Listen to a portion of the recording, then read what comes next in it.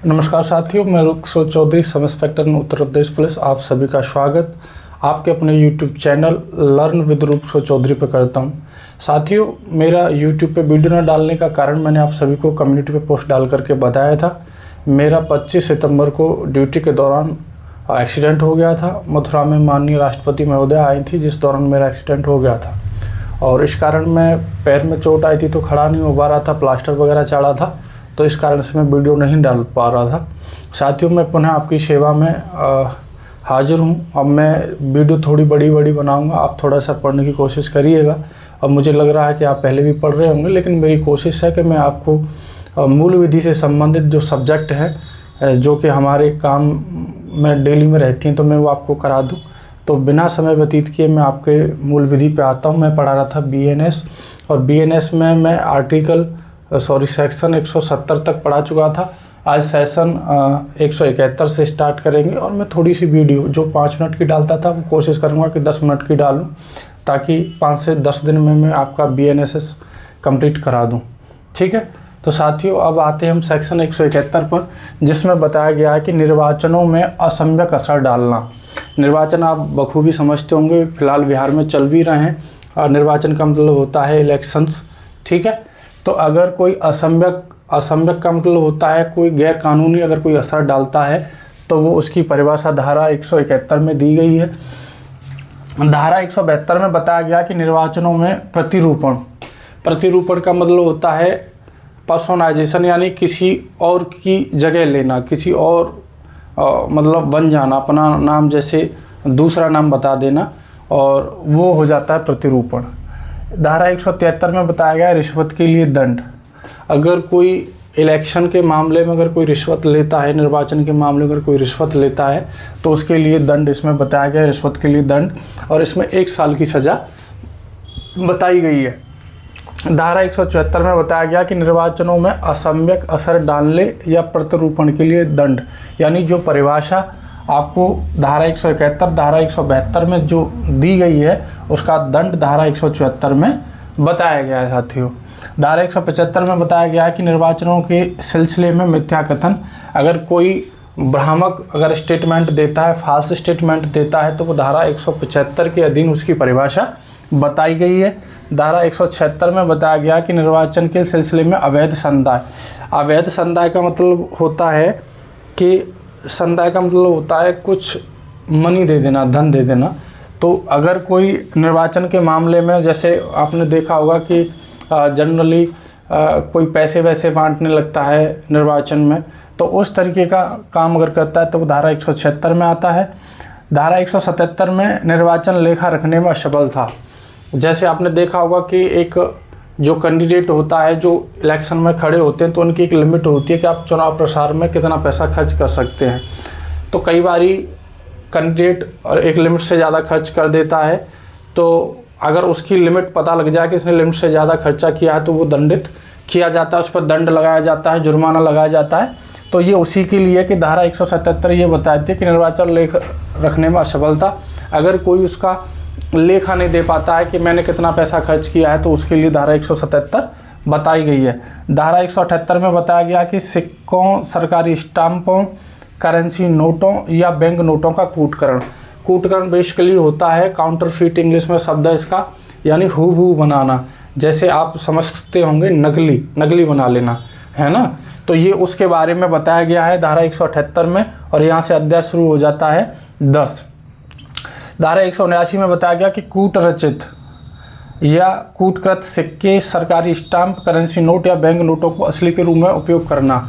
अगर कोई चीज़ नकली बना ली है, कूटकरण का मतलब वो हूबहू बना ली है, नकली बना ली, अगर उसका कोई उपयोग कर रहा है, तो वो धारा 179 के अधीन दंडनीय होगा। और धारा 180 ये बताती है, मैंने ये नीचे लाइन लगाए, यानी कि ये शब्द लिखे हुए हैं, यानी कि कूट रचित, कूटकृत सिक्के, सरकारी स्टाम्प, करेंसी नोट और बैंक नोट को कब्जे में रखना।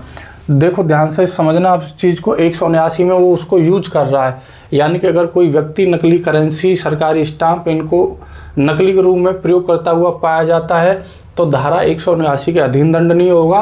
और या फिर जिसके कब्जे में मिलेंगी, जैसे प्रयोग करता हुआ नहीं पाया जा रहा है लेकिन उसको ये पता है कि ये चीज़ें प्रयोग में लाई जा सकती हैं, लेकिन जब वो पकड़ा गया प्रयोग में नहीं ला रहा है, केवल उसके कब्जे में मिली हैं, तो वो धारा 180 के अधीन दंडनीय होगा।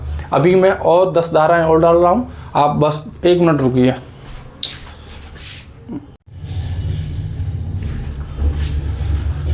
नमस्कार, आप सभी का स्वागत है एक बार फिर आगे की धाराओं में। धारा 181 में बताया गया है कि लिखित या कूट रचना के लिए सामग्री या कूटकृत सिक्के, सरकारी स्टाम्प, करेंसी नोट या बैंक नोटों का बनाना या कब्जे में रखना। ठीक है, यानी ये जो सामग्री मैंने बताई है, लिखित या कूट रचना के लिए सामग्री, सामग्री का मतलब ये है कि यानी कि कूटकृत सिक्के बनाने, सरकारी स्टाम्प बनाने, करेंसी के नोट बनाने हैं, इन सब के लिए अगर कोई सामग्री कब्जे में रखता है तो वो धारा 181 के तहत उसने अपराध किया है। धारा 182 में बताया गया कि करेंसी नोटों या बैंक नोटों के सदृश रखने वाले दस्तावेजों की रचना या उपयोग, यानी वो अगर जो हमारे नोट होते हैं, बैंक नोट या करेंसी नोट, उनके सदृश दिखने वाले, हूबहू ऐसे दिखने वाले दस्तावेज अगर रखता है या उनको प्रयोग में लाता है सामग्री के लिए, तो वो उसने धारा 182 का काम किया है। धारा 183 बताती है कि सरकार को हानि कारित करने के आशय से उस पदार्थ पर से जिस पर सरकारी स्टाम्प लगा हुआ है, लेख मिटाना या दस्तावेजों से वह स्टाम्प हटाना जो उसके लिए उपयोग लिया गया है। यानी धारा 183 ये बताती है कि अगर जैसे कोई सरकारी स्टाम्प किसी चीज़ पे लगाया गया है, जैसे आपने रजिस्ट्री कराई, उसमें स्टाम्प लगते हैं, और स्टाम्प लगते हैं तो इस तरीके से अगर उसमें स्टाम्प लगते हैं तो उसकी एक वैल्यू होती है। आप अगर ऐसे स्टाम्पों में से अगर उस स्टाम्प को हटा देते हैं तो यानी वो स्टाम्प नॉट इन यूज हो गया, तो वो सरकार का घाटा हो गया। अगर आप इस तरीके का कोई कार्य करते हो कि किसी पदार्थ पर कोई स्टाम्प लगा है और आप उसे हटा देते हैं या मिटा देते हैं, तो वो आपने धारा 183 का अपराध किया है। धारा 184 का मतलब है कि ऐसे सरकारी स्टाम्प का उपयोग जिसके बारे में ज्ञात है कि उसका पहले प्रयोग हो चुका है। अगर कोई स्टाम्प पहले अगर प्रयोग हो चुका है, आप उसका फिर दोबारा से उपयोग करते हैं, तो ये धारा 184 का अपराध है।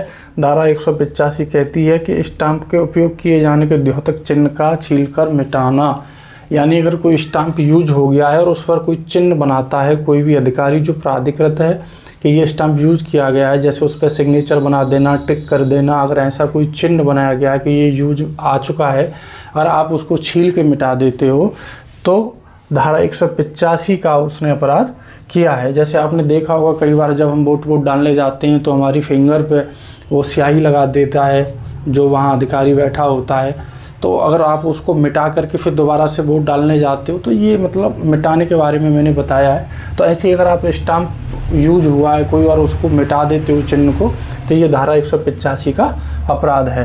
धारा 186 में भाई बताया गया कि बनावटी स्टाम्पों का प्रतिषेध। बनावटी का मतलब काउंटरफीट, कूटखरीद। अगर ऐसे स्टाम्प का जो यूज है धारा 186 के अकॉर्डिंग वो क्या है, प्रतिषेध है। धारा 187 में बताया गया है टकसाल में नियोजित व्यक्ति द्वारा सिक्के का उस वजन या मिश्रण से भिन्न कारित किया जाना जो विधि द्वारा नियत है। अब ये उस कर्मचारी के लिए टकसाल का मतलब होता है मिंट इंग्लिश में, और इसका मतलब होता है जहाँ पे सिक्के बनाए जाते हैं, नोट बनाए जाते हैं, सिक्के जहाँ पे बन रहे हैं उसका मतलब है टकसाल। अगर उस टकसाल में कोई व्यक्ति, कोई एम्प्लॉय कार्यरत है और जिस व्यक्ति ने जो सिक्का बनाने के लिए जो सामग्री है या उसका जो वजन मानक एक बनाया गया है कि 10 ग्राम का सिक्का बनाना और ये सामग्री लगनी है, अगर वो व्यक्ति उससे भिन्न अगर काम करता है तो उसने धारा 187 के अधीन काम किया है, तो वो उसके अकॉर्डिंग उसे कंसीडर किया जाएगा। धारा 188 में भाई बताया गया है कि टकसाल से सिक्का बनाने का उपकरण विधि विरुद्ध रूप से ले लेना, है ना। और जहाँ सिक्के बनते हैं वहाँ से अगर कोई मशीन आदमी ले लेता है उस इरादे से कि वो भी काम करेगा, अगर वो मशीन ले लेता है सिक्का बनाने की, तो ये जो है धारा 188 का अपराध है। धारा 189 में भैया बताया गया विधि विरुद्ध जवाब, यानी धारा 189 से अगला अध्याय शुरू होता है और वो जो होता है अध्याय 11, यहाँ से शुरू होता है भैया अध्याय 11, ये है लोक शांति के विषय में। तो धारा 189 ये बताती है कि विधि विरुद्ध जवाब, यानी कि अनलॉफुल जमावड़ा है ठीक है, ये परिभाषा इसमें बताई गई है। और धारा 190 में बताया गया कि विधि विरुद्ध जमाव का प्रत्येक सदस्य सामान्य उद्देश्य को अग्रसर करने के किए गए अपराध का दोषी होगा।